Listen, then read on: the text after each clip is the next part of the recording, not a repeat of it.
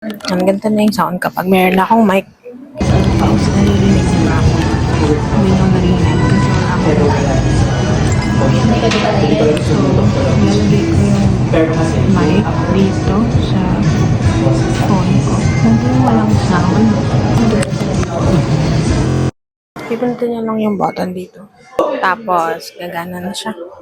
Ang ganda na yung sound kapag meron akong mic. Makakatulong din siya kapag nag-vlog ako outside, especially pag may ngayong labas.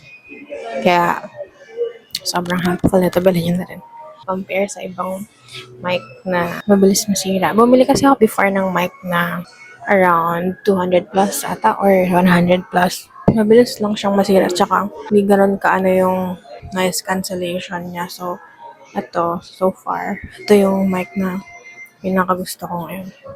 Though manifesting, mabili ako ng DJI na mic Mini 2. Pero ngayon ito muna.